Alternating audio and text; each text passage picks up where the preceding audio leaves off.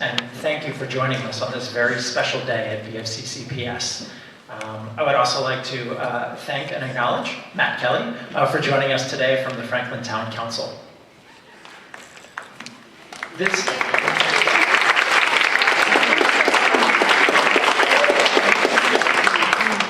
This morning, we have the true privilege of watching and hearing 18 students share their capstone projects. As Mr. Perna eloquently pointed out yesterday, the name capstone gets its inspiration from an architectural term referring to the final piece of stone that slips into place, completing an archway. So if you envision these students' education as an archway, this capstone project is designed to be one of the culminating pieces of their experience here at VFCCPS, bringing together what they have learned in their time as students here. Indeed, the Capstone Project synthesizes and calls upon the four pillars of VFCCPS: parent as primary educator, character education, classical education, and community service. As you will soon hear from the students, the successful completion of their Capstone Project relies heavily on the support and guidance of their parents, guardians, and loved ones. The students must draw upon the character traits of perseverance, organization, humility, and generosity. They must apply the rhetorical skills they have been honing through academic assemblies stretching as far back as kindergarten. And they experience firsthand the reward of helping and serving others in the community, realizing that they each have the agency and power to do good and make a difference in their world. Capstone is a remarkable process that starts with brainstorming and researching a topic of personal passion. It then moves into contacting and connecting with a group or organization to support that passion, and then developing an action plan with goals, tasks, and timelines to bring the vision to fruition. This proposal is then presented to a panel consisting of their advisor and an administrator who provide feedback on the readiness of the project. It is only then, once students have been given a green light, that they may actually begin their service project. And once they have completed all the collecting, volunteering, awareness raising, fundraising, morning announcement making, charitable walking, and numerous other forms of inging, they then prepare and rehearse an oral presentation to be given in front of an audience of over 200 people.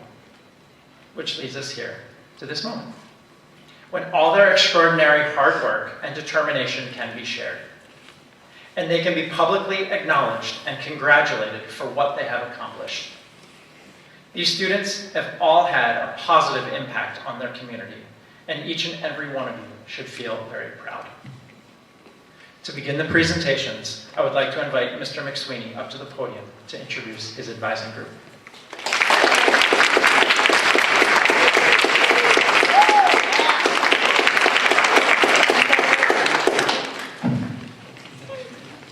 Good morning, everyone. My name is James McSweeney. I teach social studies here at VFCCPS, and I'm also the advisor of that ragtag group right over there. They actually clean up pretty good. We've grown a lot as an advising group through our time together. We've come a lot closer. I do my best to look out for them, and they look out for me. And more importantly, they've grown to look out for each other. I am deeply proud of each of them. Some of these kids succeeded because of clear vision. Others, unstoppable drive. Others, a sense of obligation. But all of them because of a much needed sense of humor. But I want to acknowledge that they, and all the students here today, put aside things important to them in service of others. That is too rare a thing, but not here. And so, it is my honor to introduce each one of them today as they share the successes and challenges of their grand undertakings. Please listen and enjoy what they have to say. First up, we have Philip Zubo. Come on up to the podium.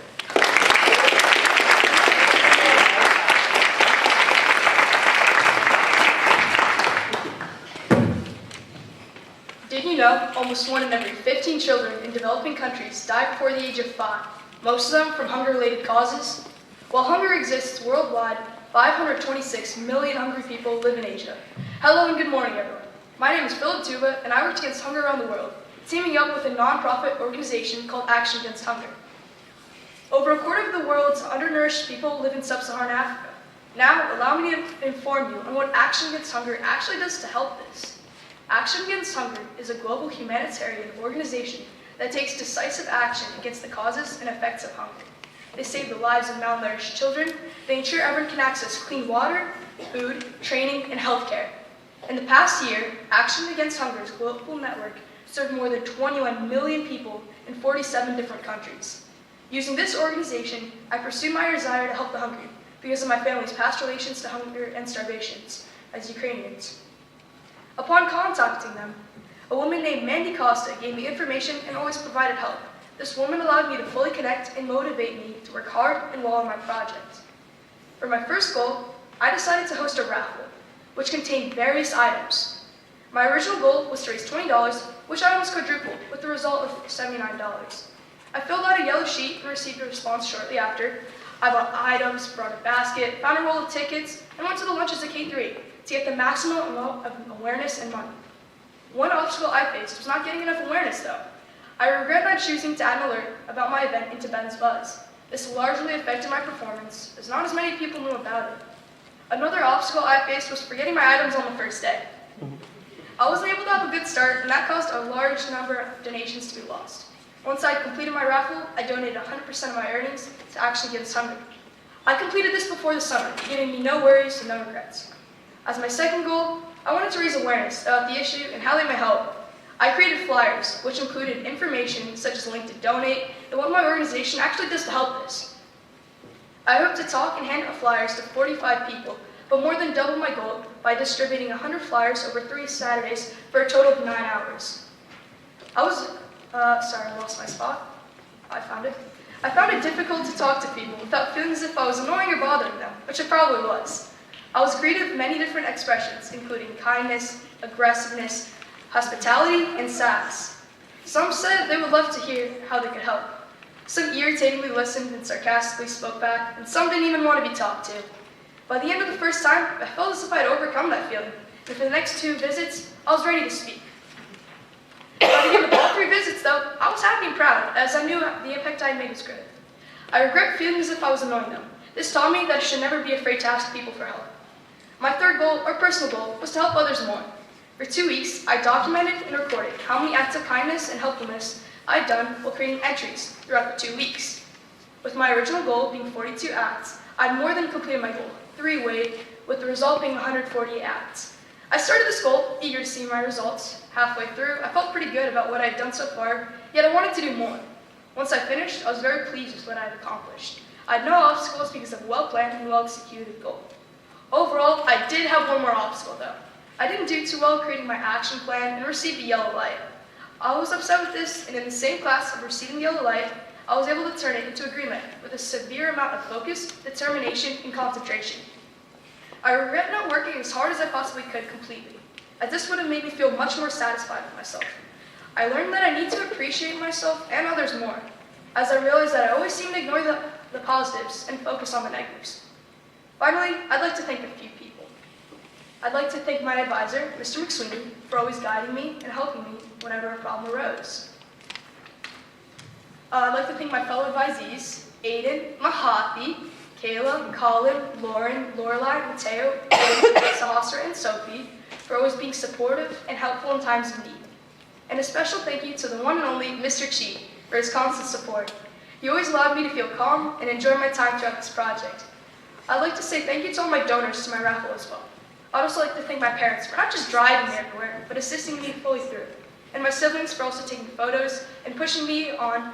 And although I did not solve world hunger with this project, I did just get one step closer. And you guys can do the same thing. Thank you for listening and enjoy the rest of your day.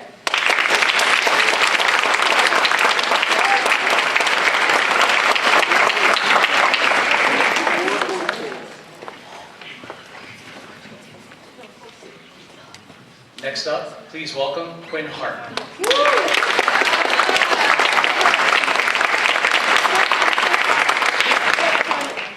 Good morning, students, parents, and faculty of BFCCPS.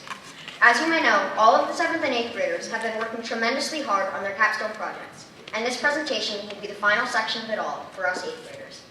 We've been through a lot with our advising groups, and even though it may be a small part in our world, as a school, we've made huge progress over the years of Capstone to make Earth a better place. My name is Quinn Martin, and for my capstone project, I work to help spread awareness for musical advocacy. At first, I didn't know what I wanted to do with my project. But after thinking about it, I knew this path would be the best path for me to take. I partnered with Spirit of Harmony, a company that will collect and refurbish musical supplies of any condition or form and ship them off to kids in schools who do not have enough money or have an underprivileged music program at their school. As you may know, music plays a big role in my life, but some kids have just never had the chance to experience it. Every year since 4th grade, I have been part of the band at this school. And since 6th grade, I have been in the chorus. I have also participated in 2 musicals, and school would never be as fun without any of these programs. BFCCPS is so lucky to have all of these amazing teachers and programs in this subject, while some other schools do not have this privilege. In all honesty, I feel guilty for what we have, so I decided to make a change. My first step towards this goal was to hold an instrument campaign on my mom's Facebook account and try to collect at least 5 instruments through this post. After speaking with some of the staff at Spirit of Harmony on a business call, they told me that every instrument direct has a very scattered outcome. Sometimes you can get 15 instruments, and other times you can get 5, and some other times you can get none. In the end, I collected 30 instruments, and I was overjoyed on how... Sorry, I misspoke. What I meant to say was, in the end, I collected 30 instruments and other musical supplies, and I was overjoyed on how I almost sextupled my goal. At first, I was not expecting to get so many instruments. But then, in minutes, so many people commented saying that they had some to donate to my cause. I have shipped them off, and I am currently waiting to see how many kids, schools, and homes I have built with the sounds of music. Over the course of this goal, I didn't have many obstacles. However, I'm far from perfect, so of course I had to make a few. To start off, I tried to set up an email on my new phone just as the drive was going on, and I forgot to turn on notifications, so I had to leave a few people waiting to see when I could pick them. Heading into my second goal, I plan to hold a musical showcase, or a talent show to showcase their musical abilities. At first, since the charter school was moving on, I had no idea which building to do it in. I could have done it in the summer of last year, of the old school, but I was afraid many parents wouldn't come due to the school year ending and many people having sports. On the contrary, I could have done it in the fall of this year because there were not many other events going on at this time. In the end, as you may know, I decided to do it in this building here, and besides some technical difficulties, I thought it went pretty well. However, I had some difficulties trying to plan it in advance due to the fact that not everybody had signed up as soon as I posted the signs, which I didn't know why I would have expected that to happen. After this, I had to do my set list very quickly because some of the kids had signed up late. But everybody signed up eventually, and everything turned out fine in the end. For my third goal, which is my personal goal, I wanted to participate and be more active in class. When I was younger, grades and tests did not matter as much as they do now, so I knew now was the right time to act. I felt as though I was missing crucial information that would benefit me in the future. During the month of May, I recorded how many times I had raised my hand or how many times I had participated in class. As you can see by the chart in Google Sheets, I raised my hand continuously more and more every day, just like I had planned. Overall, I would say that I definitely had surpassed my personal goal. As my final words of my charter school capstone project, I would just like to say thank you to my advisor, Mr. McSweeney, for guiding me through my whole entire capstone journey. Thank you to my advising group, Aiden Simpson, Kayla Durst, McCary, Lorelai, Mateo Bailey, Mohammed Ghori, Philip Zuba, Sahasra Thirakala, and Sophie Jacobs for all the help and support of my capstone project. My parents for helping me collect all of the instruments and keeping a positive mindset towards my whole journey. And a special thank you to the one and only Mr. Chi for always being motivational and uplifting to our whole advising group.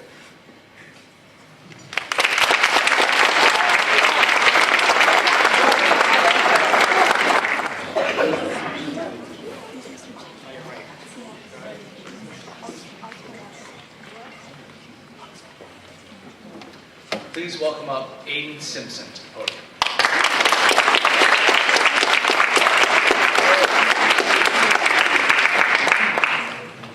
Hello students, parents, and faculty of BFC CPS. My name is Aiden Simpson, and for my capstone project, I worked with Massachusetts Climate Action. That's MCAM. MCAM helps prevent global warming from spreading and becoming worse than it already is. They do things such as installing solar panels and hosting seminars. Global warming is the heating up of Earth's surface due to human-related causes. It's currently affecting wildlife and changing the climate that we live in. According to the Global Climate Summary, the combined land and ocean temperature has increased an average rate of 0.13 degrees per decade since 1880. However, the average rate of increase since 1981 has been more than twice as great. I chose this topic because I feel that global warming needs to be stopped before it spirals too far out of control.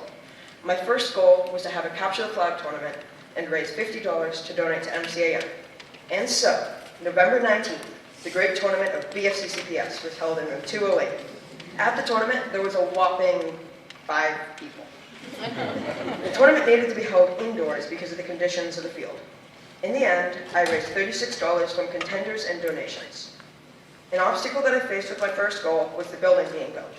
I expected to have a field and actually be able to have a Capture the Flag tournament. However, the field was being worked on, and the section we were able to use was extremely muddy. This obstacle was overcome by hosting the Capture the Flag tournament indoors and doing other games such as pin down. During the tournament, I gave a 2-minute speech about global warming and ways to prevent it from spreading. Then I gave the kids flyers explaining the difference between the fluorescent and LED light bulbs. My second goal was to collect and recycle 10 fluorescent light bulbs. So I had a drive at Franklin Lighting Center. How it worked was if someone brought in a fluorescent bulb, they would receive an LED. This is because LEDs are more energy efficient than fluorescents. Also, fluorescents release a harmful gas called mercury into the air when they are destroyed. This is why I'm recycling them. I managed to recycle 10 light bulbs over the course of the drive.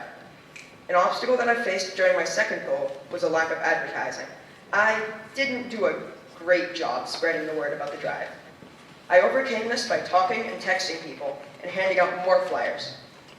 It wasn't until the very last day that somebody had brought in some bulbs. If you would like to help recycle, there are collection bins at the Home Depot where you could bring CFD bulbs.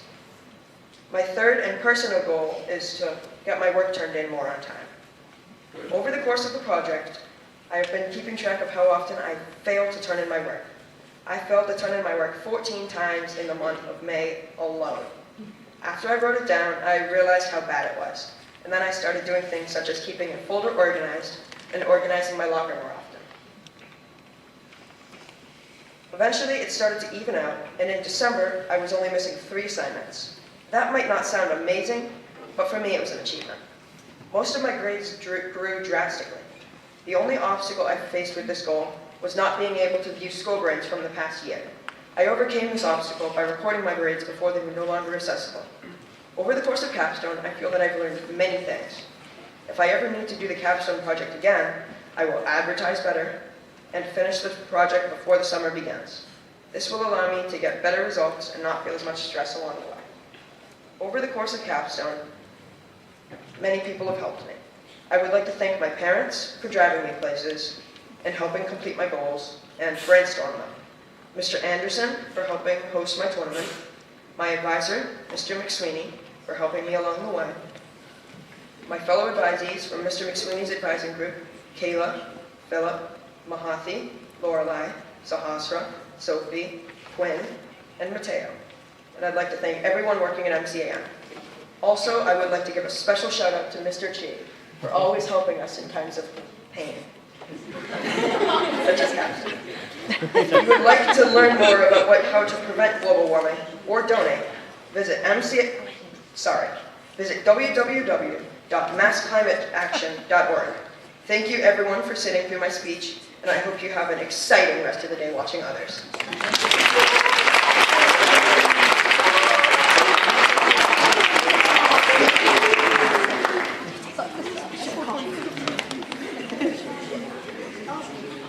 Next up, we have Sophie Jacobs.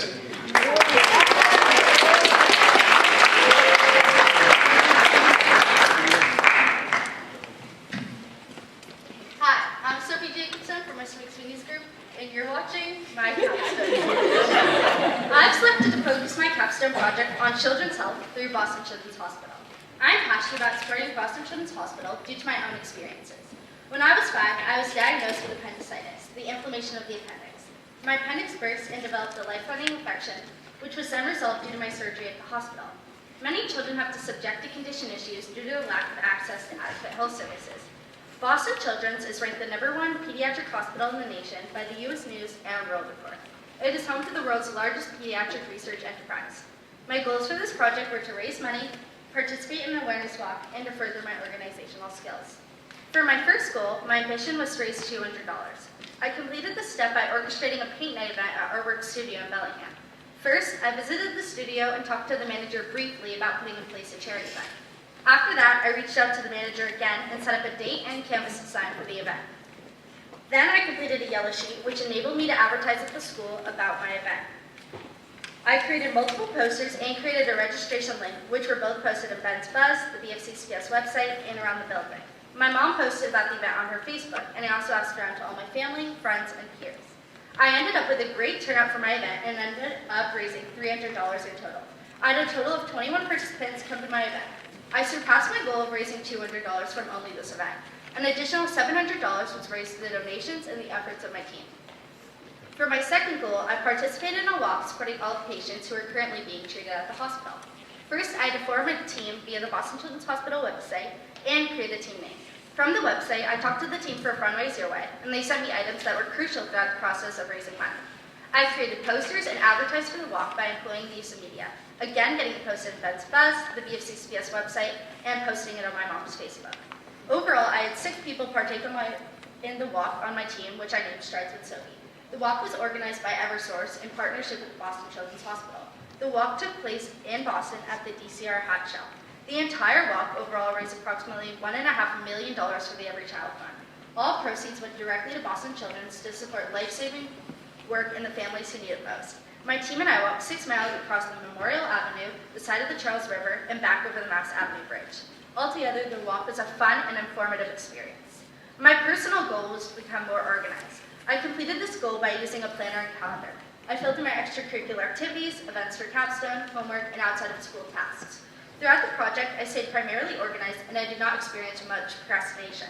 I completed my capstone project goals before the summer vacation began, and I was not worried about it when school started again. This became very useful when high school planning began, so I could write down important dates for high school open houses, interviews, and exploratory events.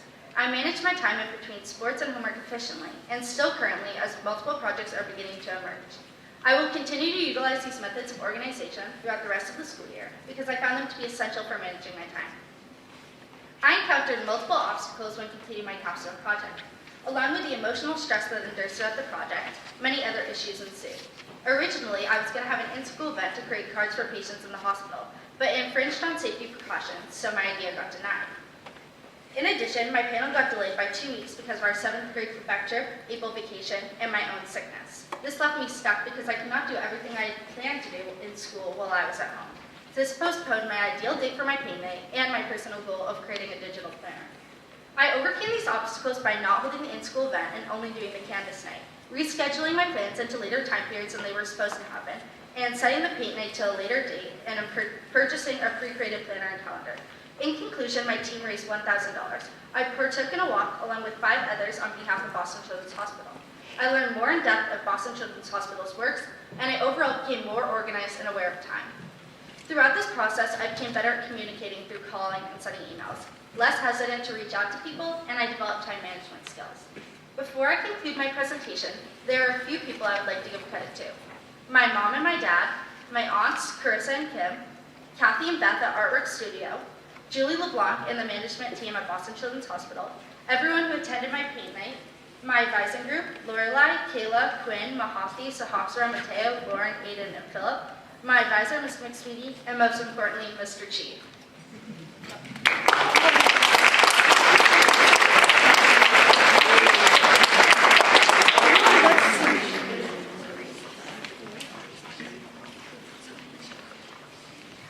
Please welcome Kayla Joyce.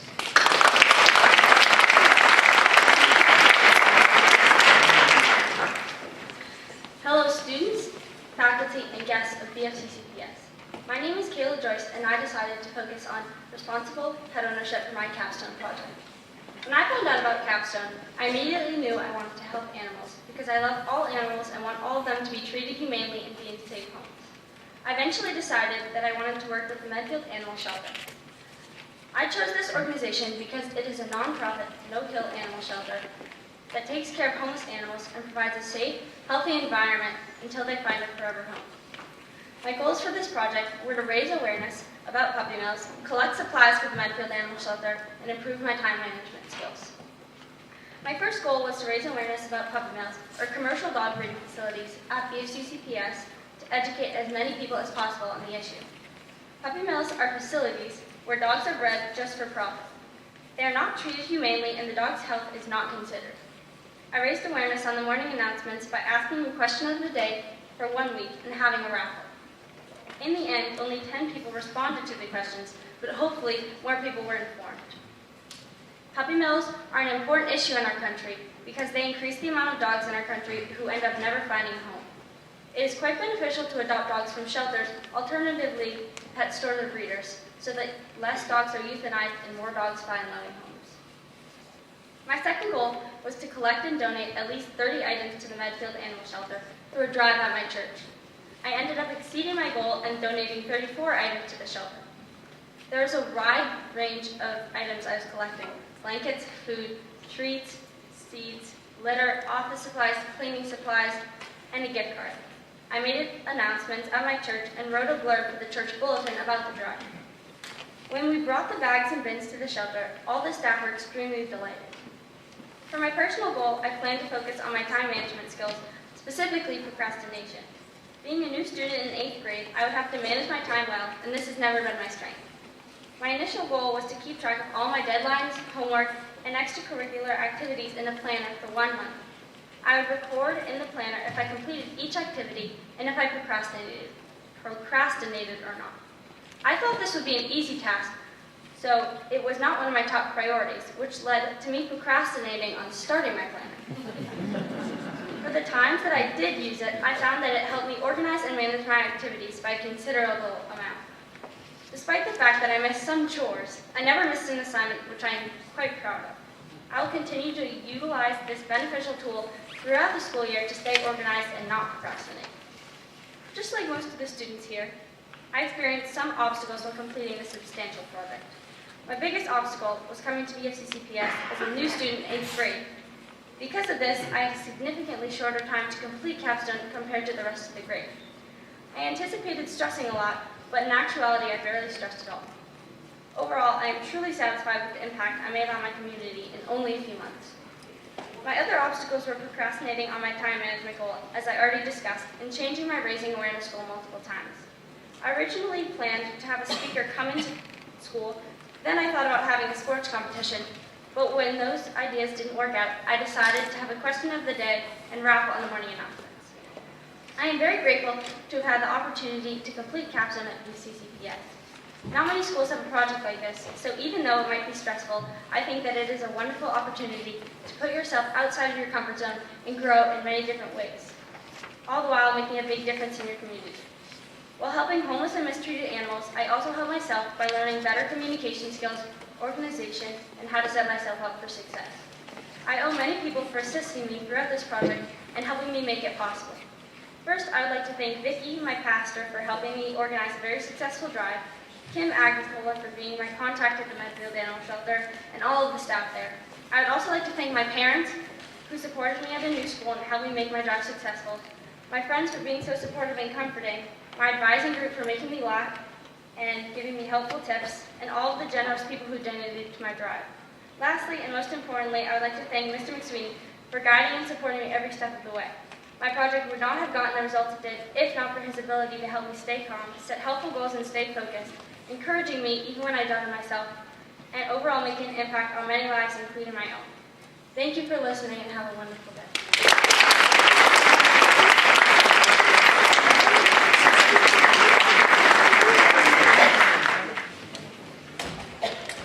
Next up, please welcome Lorelai Heidsworth.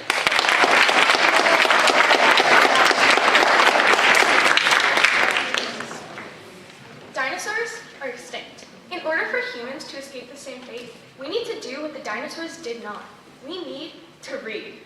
Good morning, everyone. My name is Lorelai, and my capstone project was focused on improving the accessibility of books for kids and teens. As someone who spends so much time reading, this cause means a lot to me. Without having easy access to books, children can face many obstacles in their development and their education. And it is estimated that children in lower-class homes have an average of 300 fewer books per child than those in middle-class families. To help this cause, I focused on 3 main goals. First, I held a book drive at my school at the end of last year and created an Amazon wish list for people who weren't able to donate in person. My goal during this drive was to collect at least 50 donatable books.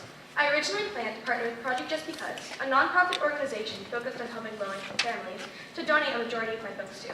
Along with this, I decided all of the used books I received would go to the Franklin Library book sale, and any adult books would go to the Franklin Senior Center. I ended up collecting 1,560 books and donating 1,518 after I sorted out those in bad condition, exceeding my goal by a large amount. As great as this was, the number of books I collected also led to one of my obstacles. It turned out that Project Just Because couldn't take all of the books I had planned to donate to them, because I received more books than expected, and Project Just Because couldn't take many books that weren't in good condition. To solve this problem, I ended up donating books to more organizations than originally planned, including Franklin Pediatrics and the Summer Reading Initiative at the library. I also donated to a Children's Law Center in Arizona and the Southern Middlesex Opportunity Council, 2 organizations focused on the same cause as Project Just Because. My second goal was focused around volunteering. I have been volunteering at the Franklin Public Library since 6th grade, and I have known since the beginning of this process that I wanted to incorporate it into my project. My goal was to increase the amount of time I spent volunteering and to make sure that it was relatively consistent. I decided I wanted to volunteer for 25 hours over the span of 5 months. I kept track of my volunteering through a log that I had one of the librarians sign, and I gained hours by organizing shelves, volunteering at parties and events, and being a part of a volunteer program they run. After the 5 months, I ended up volunteering for a total of 42 hours and 20 minutes, surpassing my goal. And I plan to keep volunteering regularly in the future because of how much I enjoy being there and giving back to a place where I spend so much of my time. My third goal was focused on raising awareness for my cause to the members of my community, with the goal of teaching 10 people. To accomplish this, Grace Tusseri and I decided to work together and host a number of events to raise awareness. The first event we took part in was the Art Week event on the Common, where we educated people about our cause, taught them how to do a book-related craft, and collected money through a suggested donation that we split between our cause. I used this money to purchase new books for Project Just Because. We were also lucky enough to be interviewed on the local TV station to raise more awareness. Because this one event was enough to surpass both of our goals, we decided that we did not need to have as many events as originally planned. We ended up hosting only one more event that had already been scheduled, where we read and did a craft. Later that summer, I had an opportunity to raise more awareness at a library event, so I passed out informative bookmarks and talked to families about what they could do to help. I ended up raising awareness to a total of 121 people, exceeding my goal. Finally, my personal goal was focused on improving my presenting skills. To track this, I came up with a scale from 1 to 5 to rate my confidence and proficiency while presenting, and decided I wanted to improve by 2 points. First, I designated a presentation I could use to compare my abilities between the beginning and end of this project. Unfortunately, the presentation I initially chose didn't end up being a good reflection of my abilities, so I used a piano I set up in the year prior instead, which I rated a 1. To improve, I researched various ways to limit stress while presenting, found various opportunities to present throughout the year, and took a public speaking class through the Franklin Recreation Department. I ended up surpassing my goal and improving my score by 2.5 points. I recorded all of my progress on a spreadsheet, which I turned into a graph to better visualize my progress. Even though I surpassed my goal, I still have plenty of room to improve in this subject, and I will continue to work at it, as I ended up doing many things this year that I would not have had the confidence to do before. Though my impact was small compared to the vastness of this issue, I do appreciate the difference I made, as well as the experiences I gained throughout this project. I'm also very grateful for everything I was able to learn, including how to deal with stress, improve my public speaking, and communicate professionally. As great as this project was, though, I doubt it would have been possible without some amazing people. First, I would like to thank my advisor, Mr. McSweeney, and my advisor group for being extremely entertaining and supporting me throughout this project.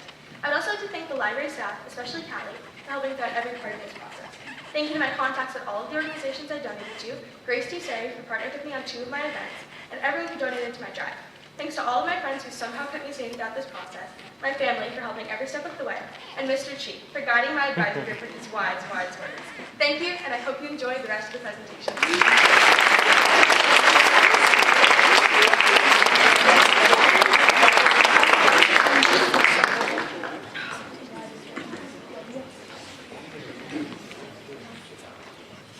Please welcome Mohammed Ghori.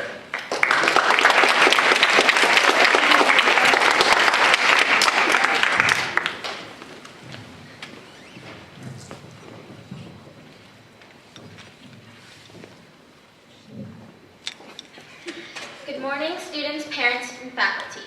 My name is Mohammed Ghori. Last year, when it came time to pick what we wanted to focus on for our capstone projects, I had no doubt in my mind that I wanted to focus on premature birth. My sister and I were both born 5 weeks premature, but my personal link with this issue isn't the only reason why I wanted to focus on this topic. There are many negative repercussions caused by premature birth that affect the baby. Premature birth occurs when a baby is born earlier than he or she is expected to arrive. Due to being born early, the baby hasn't been fully developed yet. Premature birth leads to long-term health issues, lifelong disabilities, and sometimes even death. 281 babies die every year in the United States. Then low-income countries don't have the technology or money to prevent the babies from dying. Premature birth does not only affect the baby, but everyone connected to the baby. The parents and relatives of the baby are emotionally affected because of the health complications that affect both the mother and the baby. Various industries and organizations lose thousands of dollars due to extended maternity leaves of their employees. I believe no one should have to deal with losing a child. No one should have to suffer through the emotional roller coaster of having a premature baby brings. Not knowing whether your baby will live or not creates a lot of stress and anxiety. That is the reason why I chose to work with March of Dimes. Their mission is to fight for the health of mothers and babies around the world so that they can put an end to premature birth. March of Dimes invested over $20 million in research to understand, treat, and prevent the health issues that affect babies. They support the families struggling financially and emotionally by offering resources and programs that help mothers before, during, and after the pregnancy. They also give the medical professionals the tools and best practices they need. For my first goal, I participated in the March for Babies walk in June.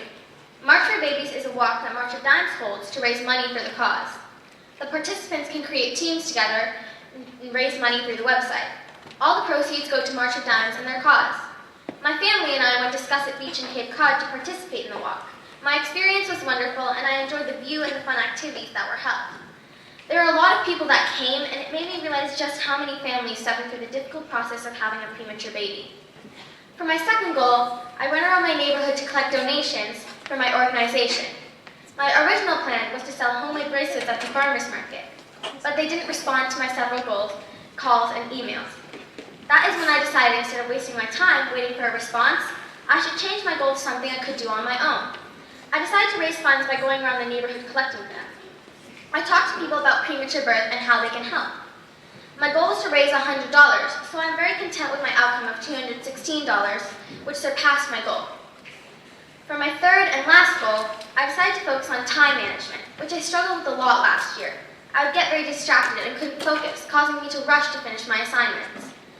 In order to overcome this, I kept a journal and recorded how much time it took me to complete my homework and if I got everything done. My goal was to become more focused and take less time to complete my homework. I can proudly say that I feel like I have gotten better with this skill and get things done quicker than I used to. Things don't always go the way they are planned in life, so this capstone process was no exception. I had to change some things because of the obstacles I encountered. For my first goal, I kept postponing the date I wanted to walk. I originally planned to walk in April, but I ended up going in June as we were busy. The obstacle I met during my second goal caused me to change the goal completely. I originally planned to sell bracelets, but the farmers market did not reply to my calls or emails, so I decided to change my goal to collecting donations. This capstone process helped me realize how many babies and families suffer through this process. Sorry, I lost my spot. Although this capstone process had its difficulties, I learned a lot of things about my topic and how to communicate with people better. I had a lot of support and aid from my friends and family as well. Although participating in a walk and raising $216 may not seem like doing a lot, I still feel like I have made an impact. I received a lot of aid during this process, so I would like to thank my family for supporting me all the way through this process and for getting me places. I would like to thank my advisor, Mr. McSweeney, and my advising group, Mateo, Kayla, Lorelai, Lauren, Quinn, Philip, Sahasra, Aiden, and Sophie for guiding me through this process. My contact at March of Dimes, Patricia Caddy, for informing me more about what March of Dimes does. My friends, for keeping me on track, and most importantly, Mr. Chi, for inspiring me with his beautiful words. And lastly, you, the audience, for taking the time to listen to my speech. Thank you and have a great rest of your day.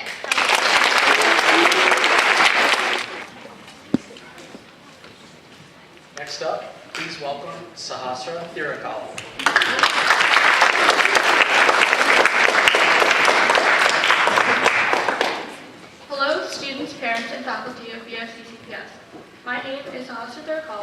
For my capstone project, I decided to focus on hunger and poverty. It's estimated that approximately 821 million people are malnourished in the world.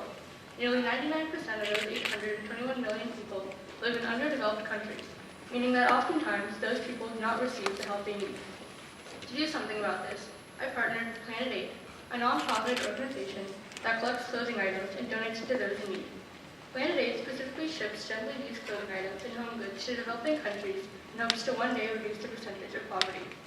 My first goal was to hold a clothing drive and collect at least one bag of clothing. After filling out my yellow sheets, I was able to host a clothing drive from June 3rd to June 7th. I placed my bin near the front office along with a flyer above it so everyone would know what the bin was about. During that week, I advertised my clothing drive during the morning announcements by telling students where my bin was located and what they could donate. Along with advertising my project on the morning announcements, I posted a small paragraph regarding my project on Ben's Bug and even posted flyers around the school. After the clothing drive was finished, I was happy to find out that I exceeded my goal by collecting over 7 bags filled with clothing. Later that summer, I contacted Steve Double, the business development manager at Planet 8, and made an appointment to visit their factory to donate the clothing. That summer, I donated bags of clothing to Planet 8 and even had the chance to tour the Planet 8 factory, where I witnessed how the donations were packed into bundles and shipped off. The large bundles of clothing were then packed into crates and sent off in trucks, where they would later be distributed to those in need. At the end of the visit, the donated bags were weighed, and I was pleased to find out that I raised 68 pounds of clothing, which exceeded my goal by quite a lot. My second goal was to spread awareness. I created flyers regarding my clothing drive and posted them around the school and around my community in hopes of spreading awareness. The flyers also had information about my clothing drive, as well as a link to the Planet 8's website, where they could learn more about hunger and poverty. In addition to making flyers, I made surveys about hunger and poverty and sent it to grade 3, asking them to fill it out. The surveys consisted of 2 questions, asking how aware they were of the issue of hunger and poverty on a scale from 1 to 5, and what they could do to help. I was happy to find out that many of the kids were somewhat aware of the issue and had many ways to help those in need, such as donating clothing to the poor, collecting food for the raffle, collecting food for the homeless, and even raising money for the raffle. One obstacle I faced during this time was that I wasn't able to have the surveys completed on time, because there were some inconveniences with the 3rd grade schedule. I was hoping to get the surveys done by mid-September, but I ended up completing them in early October. This was a little bothersome because I was hoping to finish my capstone project before October, and the only goal I need to finish was sending the surveys. However, I sorted out the problem with the 3rd grade teachers by sending them emails and meeting up with them when I could, and I was able to get the surveys completed even if it was a bit later than anticipated. My final goal was to improve on public speaking and presentation. I wanted to be able to be confident and comfortable while presenting my capstone speech, and I just overall wanted to become better at public speaking. Throughout last year and this year, I kept track of the number of times I participated in a notebook to become comfortable with public speaking. At the end of each day, I counted the number of tallies and tried to see if I could participate more the next day. By reflecting on the number of times I participated, I was able to push myself to participate more the next day. Some days I was able to do better, while other days I needed to improve on. Overall, my capstone experience was great. It allowed me to be more aware of the global issues around me, and I was able to find out ways to help out, which maybe I wouldn't have bothered to do if it weren't for capstone. I also became more informed about other issues from my fellow advisees and friends as they shared their capstone projects as well.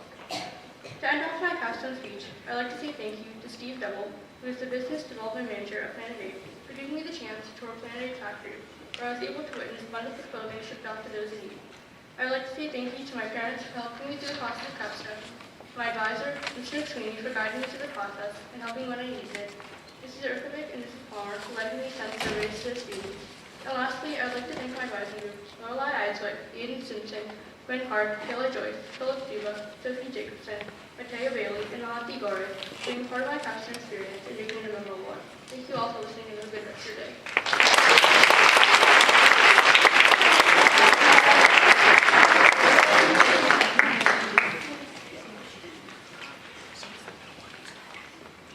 Okay, the final presenter from my group, please welcome Mateo Bailey.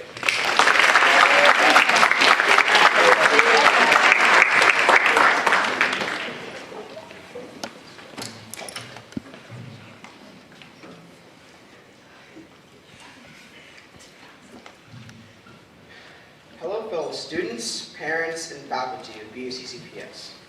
As you may know, my name is Mateo Bailey. For my capstone community service project, I chose juvenile arthritis. I chose this topic during my first year at school, way back in 6th grade, when I first found out about capstone. Now you may be asking yourself, what is juvenile arthritis and how is it a battle? Juvenile arthritis is arthritis that is diagnosed in children. Arthritis is an autoimmune disease that causes pain and joint damage, among other things. Autoimmune diseases are diseases that basically make your body attack itself, and don't worry, you can't catch them, not contagious in any way. They affect anywhere in the body in different places at different times. Juvenile arthritis is very common, affecting millions of kids a year. For example, I go to a camp full of kids with arthritis. The camp is through the Arthritis Foundation, and its goal is to let kids who feel left out because they can't do things that others can, or they feel lonely because nobody understands them, feel welcome by allowing them to do all the things a normal camp does, but at our own skill level. The motto is challenge by choice. It's super inclusive and honestly a great experience for everyone involved. Last year, I was out of school in a wheelchair for 6 months because of my excruciating pain and nerve damage to most of my body. It even hurt as someone put their hand inches above my skin, almost as if their mere presence was painful. I was able to get through this by going to a great program to help children with chronic diseases called the Pediatric Pain Rehabilitation Center, or PPRC for short. There, I was able to have less pain and even ran a mile in 6 minutes and 45 seconds. My first goal in my project was to raise awareness for juvenile arthritis. I did start reading a book called Taking Arthritis to School to People, talking about it a lot more than usual, giving a speech to around 100 people because I won a scholarship to my camp that year. I also went to an event held by the Arthritis Foundation, and I spoke to everyone there, which included some kids I went to camp with, the band that came, Crocodile River Music, and some Arthritis Foundation representatives. I described a bit about my arthritis and how it affected me on both occasions. I really just wanted to spread the word a lot more than I usually do. The main problem I had was that it was kind of a last-minute plan during the summer when I realized I couldn't do my original goal, which was to hold an assembly at the school and then hold a survey at the end to track how much people listened. Since it didn't really work out, I had to be creative so I could achieve my goals and complete my project. My second goal, which was to raise money for the Arthritis Foundation, by going to a walk called the Walk to Cure Arthritis and getting donations from my classmates. I had a few problems with this. The biggest one, ironically, was that I happened to be sick the day of the walk because of my arthritis. Miraculously, I more than tripled my goal of $20, raising $75. But despite the obstacle, I was still able to achieve my goal.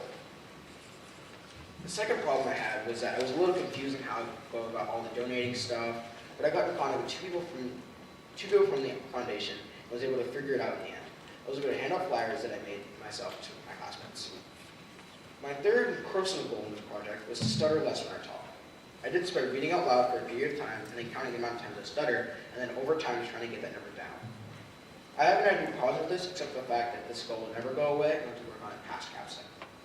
If I had the chance to change anything about how I went through this project, I would try to take my time a lot more. I tried to rush 3 different huge steps at one time, and it overwhelmed me too much. I'd also like to mention something. As I said earlier, I was out of school for 6 months, meaning I was in school for 4 months. During those 4 months, and a bit of time I was out, I started mostly completing my project. I was amazingly busy, and it also wasn't healthy. I don't know how I found the strength to do it and not give up. That sounds tough, but someone who actually just presented a while ago had it a lot worse. Kayla Durst came to the school this year. Doing Capstone is required for 8th graders, and since it's so big, they gave us over a year to do it. Kayla got a fraction this time. She got a few months, but her deadlines were still the same as ours. She had to rush through a year-long project in a couple of months, and I think she did better than I did. I'd just like to give kudos to her for doing an amazing job despite her obvious setbacks. It shows that through determination, no matter what happens, you can rise up to the occasion and still do a great job. Kayla didn't give up, and next time I feel like giving up, I would think of her and push through because she did it, which means I can too. It was very inspiring and jaw-dropping how she caught up to everyone else with so little time. I'd like to thank my advising group members for giving me ideas, support, and just being great people. Mr. McSweeney for his understanding this during my obvious hard time. Rebecca Farnlaw for being a great help and a representative of the Arthritis Foundation in this process. I honestly forgot his name. I'd like to thank the guy who gave me the scholarship to my camp. My mom, because even though she didn't help me with the project, she was the one who gave me the strength to start walking again. And for the final thanks, I want to give one huge thank you to the people who donated to me, and all of you for listening.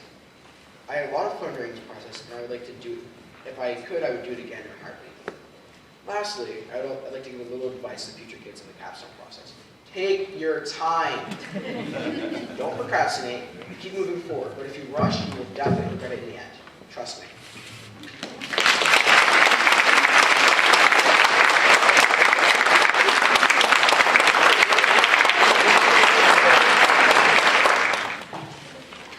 I don't know about all of you, but I think I need to find out about Mr. Chi. Sounds like he's got some pretty special qualities. Can we have one more big round of applause for Mr. Simpson?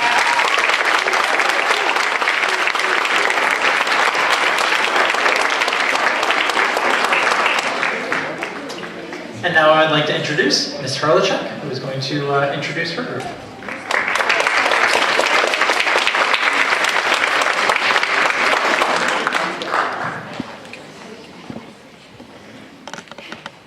Good morning, everybody.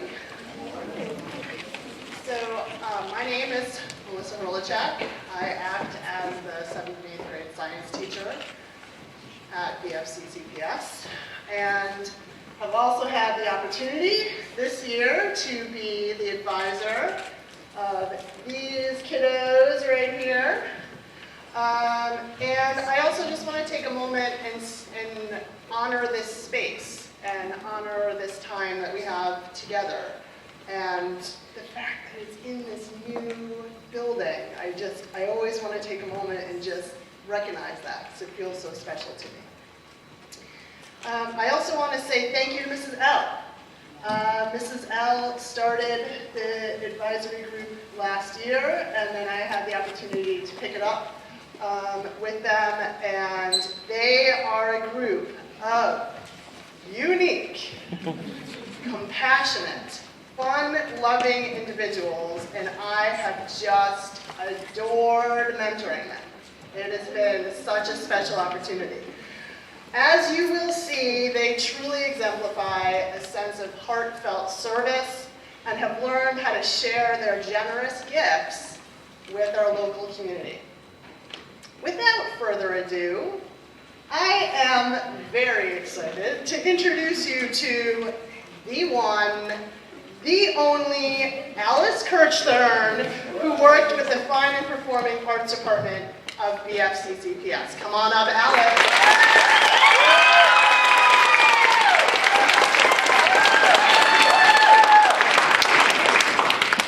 Before I say anything, I just want to say I'm really nervous-sighted. That's nervous and excited. That's a Bible quoting term, by the way. Welcome, family and faculty. My name is Alice Curt Stern, and when I did my capstones, I raised money for new guitars for our school, BFCCPS. I wanted to do this because when my grades started playing the guitar in 7th grade, I realized that the guitars are pretty bad. The guitars are basically falling apart, like literally. I see Mrs. Warren, Miss Warren. So I made my capstone all about being determined to get new nice guitars for our school. Okay, so my first goal was all about going to stores and asking them to sponsor the guitars I wanted to buy. What I mean by that is I want to go to businesses and ask if they would be willing to give me $130 for a guitar, and in return I'd put their logo on the guitar so they would sponsor the guitars. I thought this would be a great idea because it would give me a ton of guitars and I hope to start and end this goal in the summer. My second goal is all about doing a raffle for the whole entire school. I love toys, and I know a lot of kids love toys too, so I made a big toy raffle. There were so many toys. There was stuff to My Little Pony to Minecraft. All the money of the raffle went right to the new guitars, and the raffle was a major success. All the little kids loved it. I made this amazing announcement for the raffle, and everyone loved it too. I got the raffle done in the middle of October, and I started the raffle like a day after my idol's birthday, so that was cool too. Lastly, my third goal, my favorite goal. My third goal is about educating everyone about music. I want to, as you probably learned, I love music, and I thought it'd be amazing to educate kids about punk rock stuff. To do this crazy idea, I want the morning announcements. On the morning announcements, I talk about all sorts of things. Like, I talk about Dave Idiot. He's the bloke on the screen. And he's from the first British punk band. And I talked about punk history stuff too. Like, I talked about CBGB's closing down. If you don't know, CBGB's is a punk club. This goal was so fun. I loved every second of it. I did this goal at the same time as my raffle, so in the summer. Not summer, October, I misspoke. So, my struggles. I know this is very generic, but I procrastinate so much, it is not funny. I procrastinated, especially this summer. I mean, it's the summer, I do not want to do work. So that was one thing. The other horrible thing was my first goal, the sponsor guitars one. My mom has family that has a small company, so I asked them what's the best way to go to stores and ask for money. And they said that stores despise that. Just as I didn't want to get blacklisted from stores. I made a really big decision, and I just scrapped that goal. Yeah. So my major success is, one really big thing for me is that my toy raffle got, get ready for this. My toy raffle raised $522. That's a lot, like a lot. My other success is that all that money got me 4 guitars. I thought 4 guitars wasn't that much, but Mr. Igor said it was amazing, so I guess 4 guitars is good. In the end, I learned that I cannot trust myself because I'm bad at playing things and stuff like that. We also learned that I'm good at public speaking. I did do a lot of public speaking for the toy raffle. Capstone gave me a lot of nervous breakdowns, but I'm glad I made it through. Now all my thank yous. Thanks to Mrs. L, my old advisor, Ms. Shelchek, my current advisor, my advising group, these weirdos right here. I still have thank yous. My best friends, Kayla Durst and Kira, they're right there. Dr. Levering, Mr. Heater, Mrs. Fagoni, and my parents. And before I leave, I want to end off with a quote by Joe Strummer from The Clash. Without people, you're nothing. If you go to any country, any place, there's people there.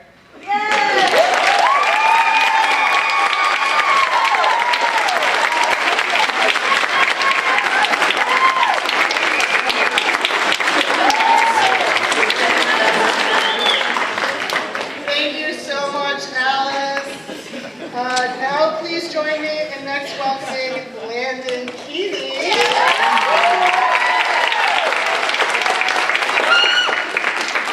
Landon worked with, where am I? There we go. Bay Path Humane Society of Hopkinton. Come on up, Landon.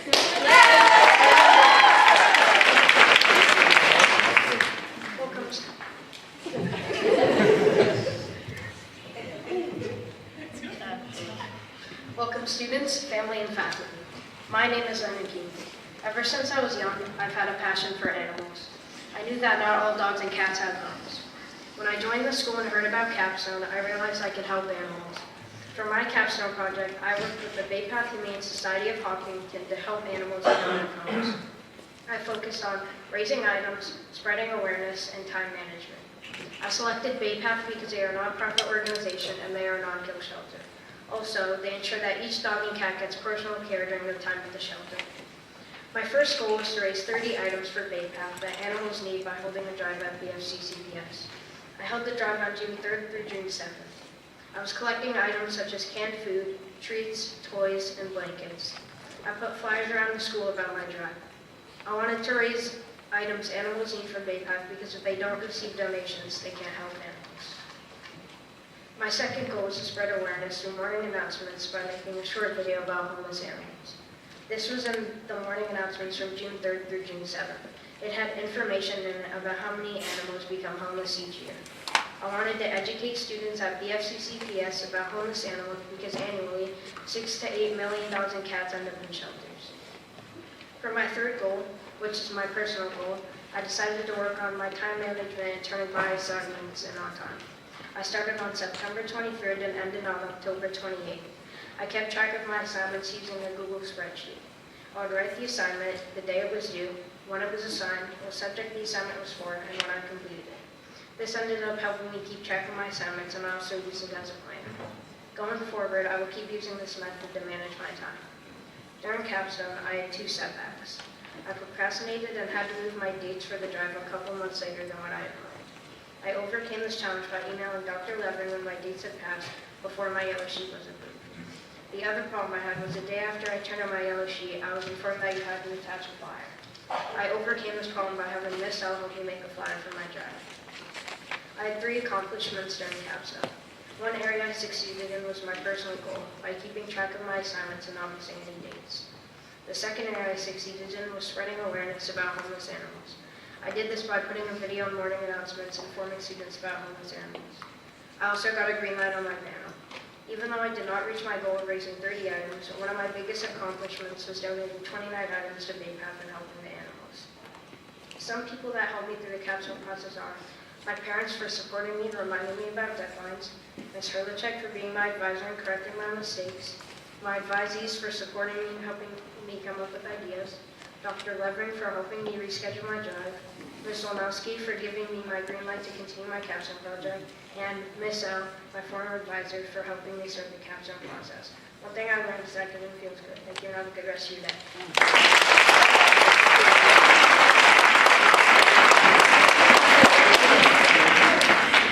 Thank you, Landon. And next, if you could please join me in welcoming Mike McCary, who worked with the Elisha Project.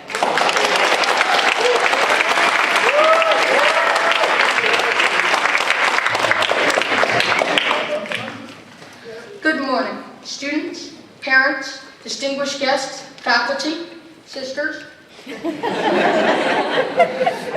For those of you that might not know, my name is Michael Markarian, and I am a member of the class of 2020. For my capstone project, I decided to work with the Elisha Project. They are based out of Rumford, Rhode Island, and their main objective is not just to hand out food to the homeless, but to also brighten their lives as much as possible. I, for one, have participated in the organization numerous times, and usually I will help with writing positive messages on lunch bags and handing them out, along with making lunches to give to the homeless. I decided to work with the Elisha Project based upon my prior experience with the organization. When I first participated in the Elisha Project in late 2018, I instantly knew that I would do this at my capstone. The gratitude on the homeless people's faces when they received the food really made an impact on me, and that stuck with me throughout the entire project. My 3 goals were all based around helping the Elisha Project by maximizing my own efficiency.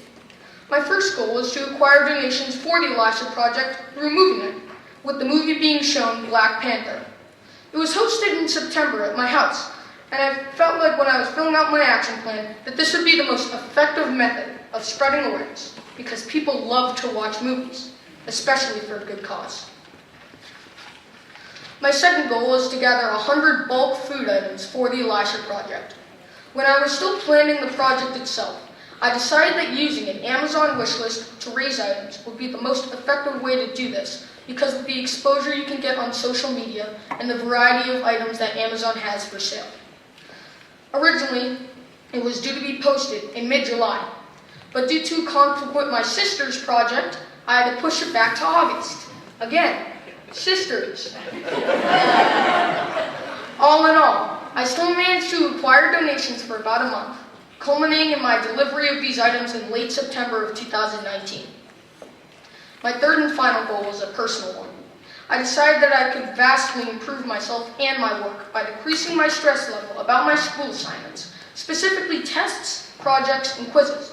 However, I needed an easy way to input data, and I found that in Google Forms, which I could link to Google Sheets to make charts.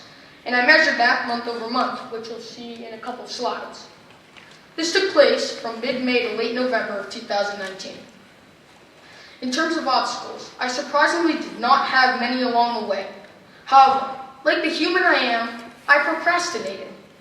Now, non-procrastination, it's emphasized every single year. But at first, I really didn't even notice my procrastination. However, when I did, I set deadlines for myself, and I managed to get myself back on track. Another obstacle for me was the location of the movie night. Originally, the movie night was supposed to be held at the Franklin Common, but the town denied my request, and I was informed that I would have to license the movie, which is very expensive. From this, I learned that public movie nights are supposed to be run by professionals, not amateurs like me. Another thing I learned was to set deadlines for myself when I started procrastinating. But I feel like I got really lucky, since those were my only 2 obstacles. However, to counter those obstacles, I had a large amount of successes along my capstone project as well. For instance, I had 8 people at my movie night, which is a lot more than my goal of 6. In addition, I educated the moviegoers about the Elisha Project, informing them about homelessness in Rhode Island and ways they can help, and most of them even donated food. This contributed to my second goal, because they donated about 15 bulk food items to my donation drive. Speaking of that donation drive, I exceeded my goal of 100 items. I got 130 items, bulk food items. Finally, For my third goal, I successfully decreased my stress level, as you can see in the chart up there. And now, when I get pressing assignments, I do not become necessarily stressed. In addition, I delivered my items to the Elisha Project on November 30th, 2019. Due to these aforementioned successes, I feel like my entire project was a complete success. However, there are many people that I feel like this project could not have happened without. I was very lucky to have not one, but two advisors, Mrs. Riviere and Ms. Hurlichek. I also wanted to thank my family, administration, especially Dr. Levering, my advising group, everyone who attended my movie night, and everyone who donated to my wish list. I also wanted to give a special thank you to my contact at the Elisha Project, George Ortiz. On one final note, I want to reiterate one more time that this is not just a one-time project. You can keep doing this through high school and college and even beyond. And by doing that, you can make your community a better place. Thank you.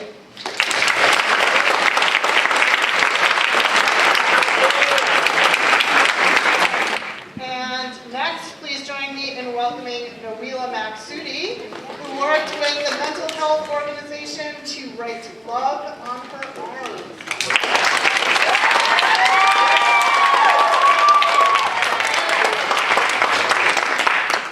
Good morning, students, parents, and faculty of BFCCPS. My name is Camila Laxity. My capstone project was focused on mental health. I chose this topic because I feel that it is a pressing issue in the world today that should be acknowledged more. Mental illnesses are one of the most common illnesses, with at least 450 million people suffering from some form of mental sickness. To help with this problem, I worked with To Write Love on Her Arms, a nonprofit organization that helps pay for people's treatments should they need it. They focus mainly on suicide, self-harm, depression, and addiction. To help with this cause, I completed a series of goals throughout my 7th and 8th grade year. First, I wanted to raise money for my organization and collect at least $30. To reach this goal, I had a raffle basket full of toys, including squishies, stuffed animals, and a noise-making pig. The raffle was from October 7th to the 11th, and to advertise, I put flyers up around the school and had a segment on the morning announcements. Everyone in the school was eligible for the raffle, and I collected the money during the lunch periods. The raffle I ended up completing was different from my original goal. Originally, I had planned to sell brownies in my neighborhood, but after learning that the school was expanding, I thought it would be better to have a raffle instead. My second goal focused on raising awareness about mental health to at least 5 people. To do this, I had an event at the library in October surrounding one of my favorite musicals, Dear Evan Hansen, and spoke to the Sunday school class about my topic. This goal was supposed to be completed over the summer, but as many others who came before me, I procrastinated. And once I came into 8th grade, I unfortunately realized capstone was a thing. Coming back into 8th grade without one of my goals was tough, but with my friends and hard work, I was able to complete it. At the library event, we did many fun activities that were related to the musical and talked about my cause. I also talked to my Sunday school class later that month about why this was an important topic and why I chose it. My third goal was to work on my communication skills and how much I participated in class, as well as my comfort level doing so. To do this, I had Madame Malif rate me from 1 to 5 every French class, depending on how much I participated, hoping that I would improve throughout the year. This was one of my more difficult goals, as I sometimes would forget to ask Madame Malif for the grade she had given me, and because speaking up and participating in class is a huge struggle. Before I started this goal, I acknowledged that it would be unreasonable to make me a participation guru, but I continued to push myself to be better at participating than I was in 7th grade. I am very grateful for Madame Malif, as she was able to push me to participate by making us present skits in front of the class and having us play French games. One obstacle I had with my project was receiving a yellow light during my piano. To overcome this, I improved my action plan, adding more detail, and I ended up receiving a green light near the beginning of May. Another obstacle I encountered was that I procrastinated with my second goal of raising awareness. There's no other way to overcome this other than to work harder and quicker to achieve my goal.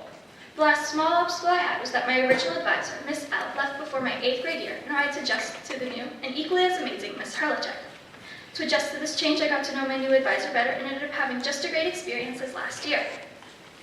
Throughout the challenges I encountered, I was still able to learn many things from the project, such as how to adapt to new people. I also learned about time management and how important it is, as well as how to better deal with stress. Some successes of my project include exceeding my goal of raising $30 for my organization and instead getting $214. All of the money went to help people obtain the medical supplies that they need. Another success I achieved was raising awareness to 28 people throughout the course of this project instead of 5. One last success that I had was speaking up more in class. Even though I didn't get anything higher than what I expected, and the goal still has a lot of room for improvement, it still helped me become more active in class, and I count that as a personal success for myself, receiving receiving a 4 as my ending grade on the scale. I'd like to think I'm more open to talking than I used to be after this school, sorry. I would now like to thank everyone who has helped me on my capstone journey. I want to thank my 2 amazing capstone advisors and advising group, Ms. Harlichuk, Ms. L, Giovanna, Alex, Alice, Ananya, Landon, Akshay, Matthew, and Mikey, who pushed me and supported me during very stressful times with fun games like the Chat Pack. I'd like to thank Dr. Levery, Madame Maloof, and the library staff for helping me complete all of my goals. My parents, who were always there pestering me about my capstone project and dealing with me telling them about my plans at the last possible minute. Thank you to my friends who had to deal with my very dramatic mood swings when I realized how quickly due dates were impending and who still miraculously continue to be my friends. And lastly, I'd like to thank everyone here today for listening to me and everyone else presenting.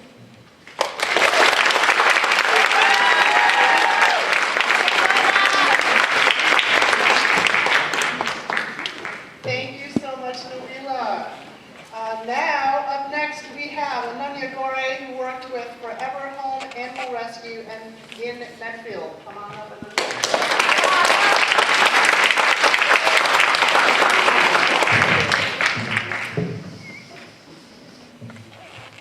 Welcome, parents, students, and faculty. My name is Nikki Ever. I chose to help abused and homeless animals for my capstone project. About 3.3 million stray dogs are found in the U.S. Imagine hiding in an alley during night and day, cold, alone, hungry, and frightened.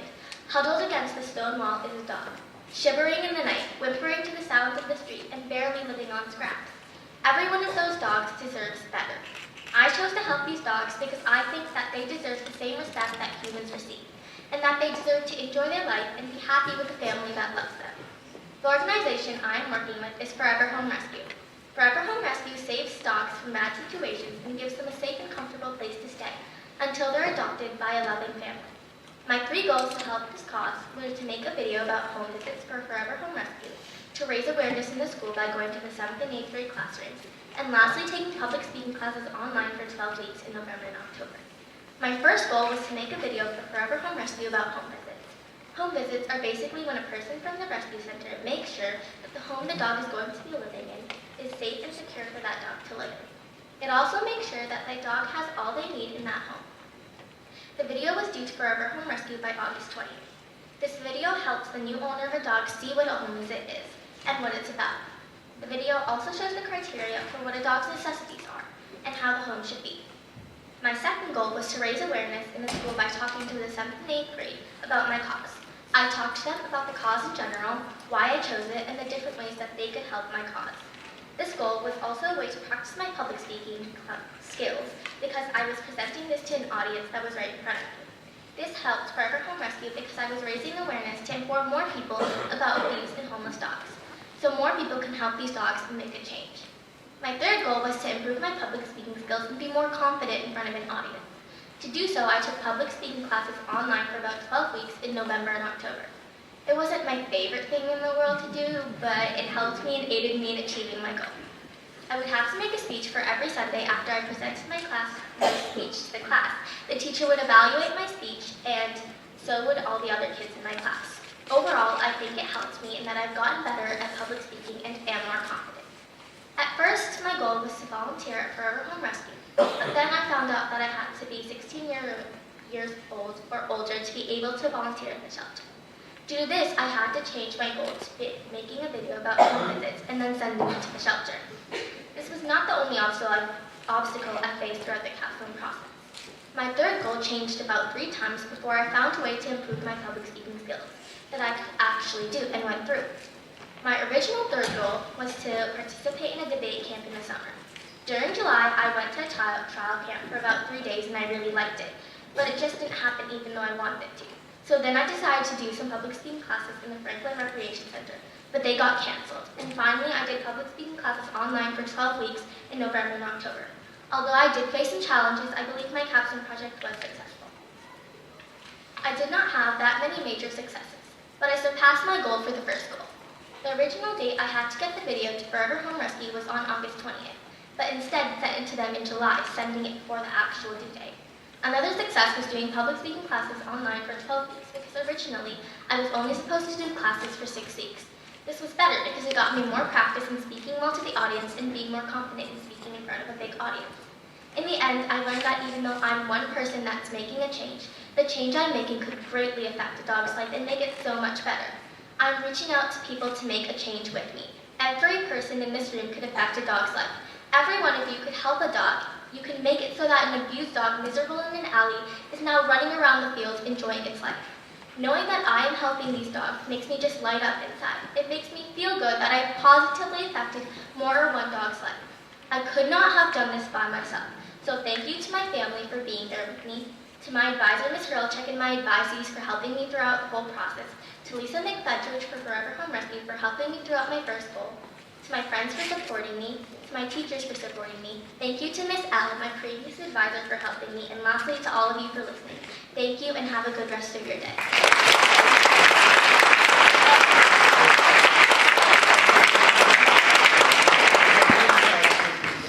Okay, thank you so much, Amelia. Please now join me in welcoming Giovanna Megara, who worked with the Medfield Animal Shelter.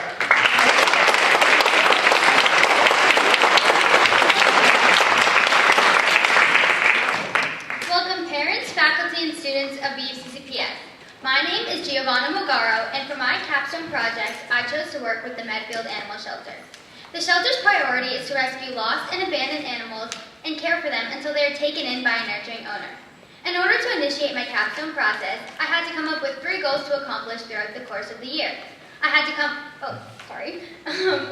For my first goal, I decided to raise awareness by walking dogs in my neighborhood. My second goal was to hold the silliest pet competition in the school to raise money for the shelter. As for my third goal, or personal goal, I had envisioned to keep myself organized. I chose to work with the shelter due to knowing the exhilaration of having an animal. In fact, I have 2 dogs, both of whom I received from an animal shelter, which means I understand how much an animal can affect a family. As briefly discussed above, my first goal was to walk dogs in my neighborhood. I accomplished this with the intentions to raise awareness for the Medfield Animal Shelter. I created flyers that were spread around my neighborhood. I executed my first goal by discussing what my capstone was primarily about and how I plan on going about it to my neighbors. My first goal was finished in the last weeks of August, or more towards the end of the summer. I had my close friend Alex attend the dog walks with me to keep me company. She documented most of what was going on and provided pictures of what I took with the dogs. For my second goal, I decided to host a silliest pet competition, which would occur throughout the school substantially in grades kindergarten through 5th.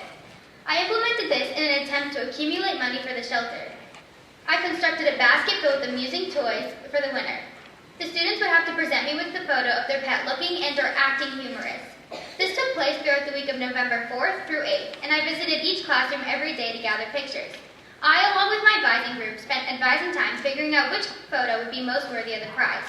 I was extremely impressed with the collaboration of my group when determining the winner. My third goal, also known as my personal goal, was to remain organized throughout the capstone process. I knew ahead of time that my mind would become stressed and I would worry about future deadlines. Not to mention that I do not have the greatest record for keeping my papers neat, and they tend to end up almost anywhere in my binder.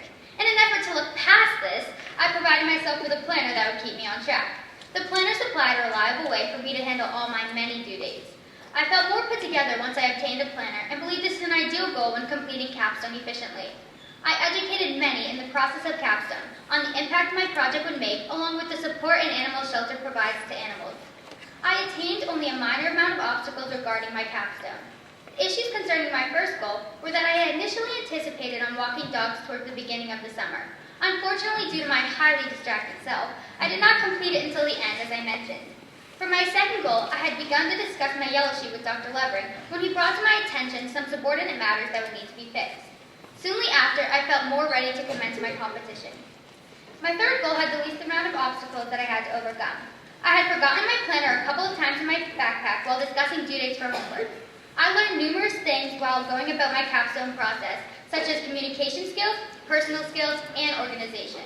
I was extremely pleased with the amount of success I had in my capstone project. I surpassed my first goal by walking a lot of dogs. In addition, I spoke to many adults about my capstone who were not educated about the process prior to this. For my second goal, I collected more money than I had expected. Originally, I planned on only receiving $50, but unwittingly raised well over $100. In doing so, I had the ability to communicate with several children to inform them of my capstone and my goals, in which they would assist me to complete them. For my third goal, I surprised myself in the amount of organization I could have. Throughout my project, there were ups and downs, there were tears and smiles, but I persevered through all the negatives, although deep down I never thought I could. I would like to thank many people for the support and comfort I was provided with through my capstone. For one, I would like to thank the person who assisted me in my attempts of making an impact, Marlene Simmons. Marlene was my contact throughout my project, and I would have never succeeded in my goal if not for her. I would also like to thank my advising group in attempts of making me laugh and relieving my stress through chat packs. I would like to thank Dr. Levering for providing me with beneficial input on how my capstone could be more influential. My grandparents for allowing me to advertise my walk in their neighborhood. My parents, more specifically my mother, for not hesitating to raise her voice at me when something was due. Also, Mrs. L, my past advisor, for accompanying me throughout the beginning of my capstone and making sure all would go smoothly. Capstone is always something children dread, but because of the teachers, the journey is a lot smoother. That is why I would like to thank my advisor, Ms. Hurlichek. You had a tremendous impact on the outcome of my capstone, and I could not say any less. Lastly, a big thanks to all of you for listening to so many speeches along with mine. I hope you all have a good day, and good luck to the remaining speakers. Thank you so much, Giovanna. Please now join me in welcoming Alex Hoffman, who worked with Canine Companions for Independence.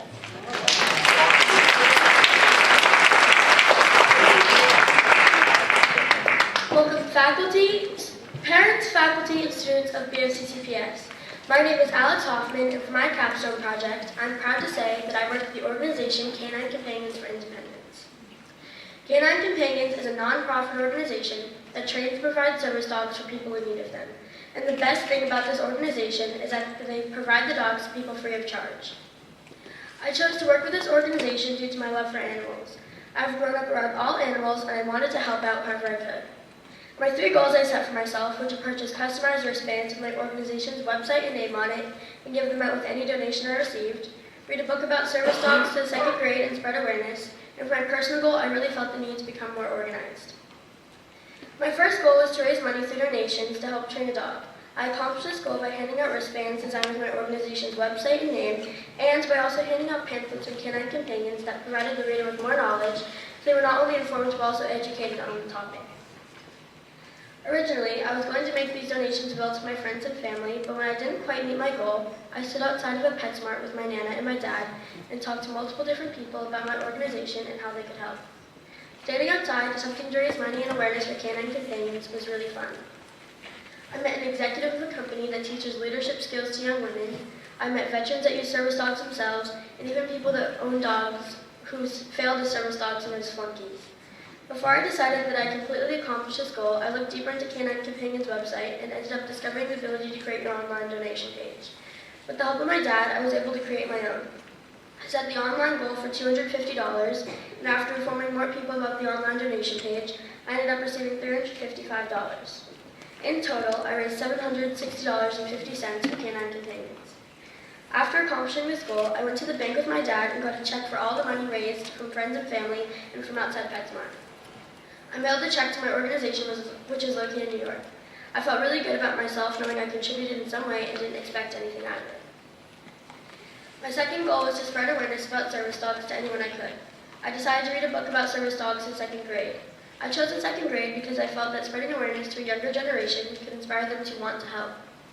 Last school year, Mrs. Fagoni gave me a book called Buddy the Service Dog. Since the book was a chapter book, I only sticky noted certain pages so that I wouldn't take up a lot of their time, but still educate them on the important subject. I emailed the 4 2nd grade teachers and came up with times during the week for me to go down and read to their classes. The last class I read for, I invited one of my peers, Curt Stern, to come with me and take some photos to document this accomplishment. My last and final goal was my personal goal. I used to be a quite unorganized person, and I would lose such important papers as homework or papers my parents needed to sign. Once I purchased my planner and started to use it, I suddenly started feeling on top of things and knew that if I continued using a planner, I would definitely become more organized. Over the course of this project, I didn't really have many obstacles or struggles besides the fact that I didn't use a notebook to record the data of me staying organized, which didn't seem that necessary due to the obvious improvement in my binder, my backpack, and even my grades, and it didn't affect how I completed my project. I think that one major success I had was surpassing my goal of $70 to $150 in donations for raising $760.50, including the online donation page. I did not take back any of the money for buying the wristbands, and I donated it all to Canine Companions. In the end, I learned that I really enjoy helping the community and not always doing tasks for something in return. I received a certificate in the mail with a picture of a dog I raised money for so it could be trained, and I felt really good about myself knowing that I helped someone receive a service dog. I want to say a huge thank you to my dad for really guiding me and helping me keep on track over the summer, my mom for being there to listen to my problems and complaining and helping me overcome my fear of public speaking, my Nana for taking time out of her day to come raise money with me and helping me create a last-minute trifold, my Grammy and my Grampy for donating money to help me get started and spreading awareness of what I was trying to accomplish to their friends, my friends for donating money and dealing with me stressing about deadlines, PetSmart for giving me special permission to fundraise outside their store, my former advisor, Mrs. L, for being so supportive and even donating money to my cause, my current advisor, Ms. Hurlchek, for guiding me through this whole project and giving me reassurance that everything was going to turn out just fine, my fellow advisors for answering any questions I had and for being there when I needed them, Ms. Olnowski and Dr. Levering for giving me my green light and answering questions I had about deadlines. And most importantly, I want to thank Canine Companions for allowing me to work with them and help me accomplish this whole project. Thank you for listening.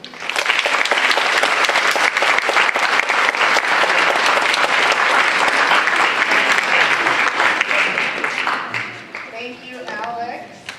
And now please join me in welcoming Auctioneer Sell Kumar, who worked with the Norwood Town Department of Public Works to promote recycling and composting.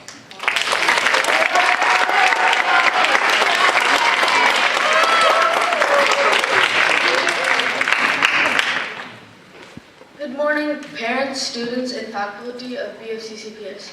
My name is Auctioneer Sell Kumar, and I'm working to rid the world of pollution. Pollution is one of the most significant worldwide issues. So many countries' environments are suffering with no mercy. For example, in several nations, people are unaware of this problem, so they're dumping tons of plastics and synthetics in rivers and oceans.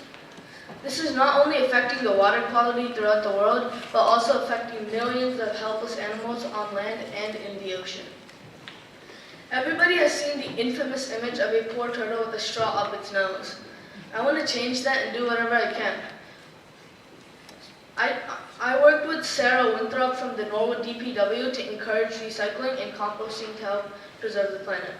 When I first chose this as my project in the beginning of 7th grade, I was very ambitious about my project because I love nature and am still heartbroken that it is slowly dying away. So I decided this as my project so I could take action and not only help the world now, but also future generations. Going with high hopes, I set my goals very high without considering I was going to India over the summer. My first goal was to have Sarah Winthrop from the Norwood DPW come to BFCCPS and give an interactive presentation to the 3rd and 4th graders on recycling. I thought it was a good idea to ask Sarah Winthrop to present on Earth Day so it would make a bigger impact on younger children. She came on April 22nd, 2019, and I also presented with her, which was not previously planned. We taught the children about what to recycle and what not to and how to compost properly. I felt so good to educate and inform young people and make an impact. In total, Sarah Winthrop and I educated around 105 impressionable brains. Mrs. Winthrop was kind enough to allow me to work with her despite her very busy work schedule. The second part of my first goal was to hold a station in the Norwood Common during a summer concert. On August 25th, I held a station with my parents and sister during a concert. I was able to educate 40 people. I kept my station as interactive as possible so the visitors would be engaged and actually interested in the topic. I kept examples of things that could be recycled and things that are commonly recycled when they're not supposed to be. My second goal was to volunteer a total of 6 hours in public cleanups. The first cleanup I did was at Cleveland Elementary School for 1.5 hours. It was actually surprisingly polluted for a school. We went to the woods behind the school and there were loads of beer cans and bottles. I also cleaned up at the Norwood Common for 4.5 hours. There was tons of plastic wrappers and many dangerous synthetics for nature. It was very tedious, but it was worth it because I may have only made a minuscule difference, but if everybody does just some cleanup every once in a while, we can make a huge difference. My personal goal is to become more organized in general. I'm not a naturally organized person, so having a way to keep track of my amount of organization was long overdue. I kept a chart rating the cleanliness of my room for 2 months and rated it from 1 to 10, so at the end I could see how much I have improved. I also had Mrs. Leriviere and Miss Holichek check my binder every week during advising and rate my binder's cleanliness with a signature, and I also rated it as well to include a variable of self-growth. Overall, Capstone has been one of the greatest experiences I've had in BFCCPS. I had so many learning experiences throughout Capstone. I learned not to schedule things at the very last moment and do it on time. And just like every single other Capstone presenter ever, I too had procrastinated. I'm not proud about it, but I procrastinate a lot. This was a big problem during my project because I procrastinated when I was scheduling a time for Sarah Winthrop to come to BFCCPS, which caused a dilemma. I went to Ohio for vacation during April break, and I was only coming back on Earth Day morning, which was the day Sarah Winthrop was coming. But somehow I managed and went to school that morning, and I successfully presented to the kids with Sarah Winthrop. I think my Capstone project was an overall success, and I would like to thank some people that played a huge part. I would like to thank my advising group and my advisor, Mrs. Leriviere, and Ms. Holichek for supporting me throughout the process. I would also like to thank my parents and sister for taking me to the cleanup sites and helping me set up my station in the Norwood Commons, Dr. Levering for approving my blue sheet, and the Norwood DPW and Sarah Winthrop for working with me and giving a presentation to the younger kids in BFCCPS. And finally, BFCCPS for giving me such an incredible opportunity, and you guys for tirelessly listening to me and my advisees' presentations. Thank you and have a great day.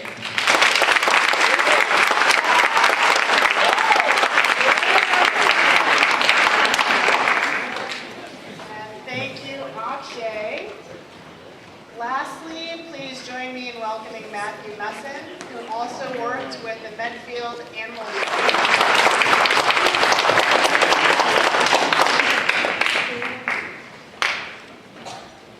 Hello parents, students, and faculty of BFCCPS. My name is Matthew Messon, and for my Capstone project, I chose to work with the Medfield Animal Shelter. I chose this organization because I wanted to learn more about animal shelters and their impact on the community. What I learned was that animal control gives them their animals to be vaccinated and taken care of. Medfield Animal Shelter then allows for families to adopt the now healthy pets. What is great is that families can adopt senior-aged pets free of cost. Families can also adopt younger-aged pets for a much lower cost than breeders and chain pet stores list them at. The Medfield Animal Shelter doesn't just house dogs and cats, but guinea pigs, birds, rabbits, and small animals alike. Medfield Animal Shelter. At the beginning of this Capstone project, I set out 3 goals to accomplish. My 3 goals were to raise awareness about the shelter, collect funds, supplies, and food for the animals, and to become more organized. I set out my goal to raise awareness for the Medfield Animal Shelter because I believe that this organization is doing such great work for these vulnerable animals, and I wanted people to know more about it and be educated on ways they can show support. My second goal was to raise money to collect supplies and food for the animals because I'm not old enough to volunteer. So I felt this was my best chance at making an impact. Lastly, I chose a personal goal to become more organized. I chose this because I wanted to improve my organization. I accomplished this by getting a planner for my Capstone project and writing down deadlines and assignment dates in it, so I knew when everything was due. I faced a few obstacles throughout the Capstone process. My first obstacle was procrastination. At first, it felt like I had all the time in the world. However, deadlines quickly approached and time had begun to run out. I had begun to fall behind, and once I realized this, I needed to make up the time I had lost. I did this by meeting with my advisor, taking advantage of my resources, and taking initiative. The second obstacle that I faced was that I had missed a deadline. This deadline was to have had the animal supplies and food drive for the Medfield Animal Shelter at my school done. I had to think of a plan B and fast. What I learned from these obstacles was that procrastinating during your Capstone journey will only make it harder. Now I know it is best to tackle your assignments ahead of time so that you don't fall behind. Though I faced obstacles, the successes of my capstone project were astounding. The biggest success was the Plan B I had mentioned coming up with before. I devised a plan to do the animal supplies and food drive at my church, since I no longer could at my school. The other kids and families in my youth group at church immediately helped me create the drive, and everyone donated. After completing this drive, I wanted to make a bigger impact, so I reached out to the entire church, rather than just the youth group. And I held a collection drive, which led to a box full of donations. In addition to my collection drive, I figured that since my mom works at Dell, she could help me do a fundraiser at her work. She helped me set up a fundraiser at Dell. Between Dell and the church, we were able to raise a total of $629. I would like to thank my mom and my dad for supporting me, as well as guiding me throughout the capstone process. I would also like to thank my sister, Victoria Morales, for proofreading my work and helping me reach my deadlines. I would also like to thank my advisors and my peers for helping me come up with ideas along the way. Additionally, a big thank you to Mateo Village Church for being so supportive of my goals and giving donations. A special thanks to Nicole Olson and Dorothy Santoro and their families for helping me with the collection drive. Many thanks to Dell employees for their donations. And I would also like to thank the Medfield Animal Shelter for letting me work with them. Lastly, I would like to thank the audience for listening to my capstone presentation. It has been great sharing with you.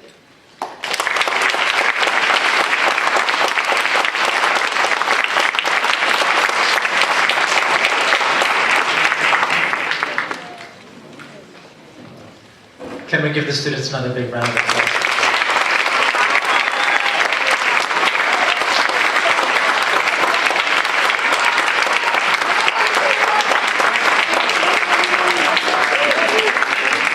As I was listening to the presentations, I was absolutely blown away and struck, number one, by the presentations themselves, and how incredibly well prepared you all were and how articulate you were.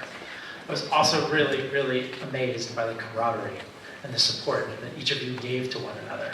And I think both of those things are in large part due to our wonderful advisors. So I really want to give a big round of applause to Mr. Mercer.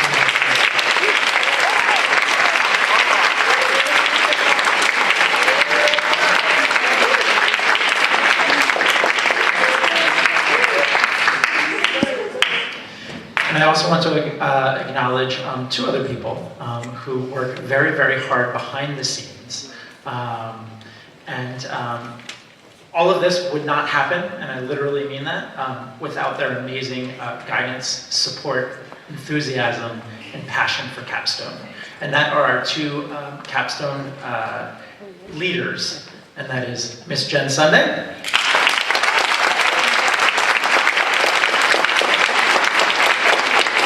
And Mrs. Beth Kaplan, who I know is right around there.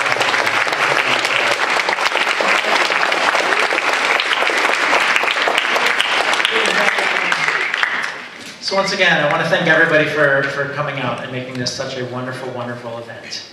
At this time, I'm going to ask the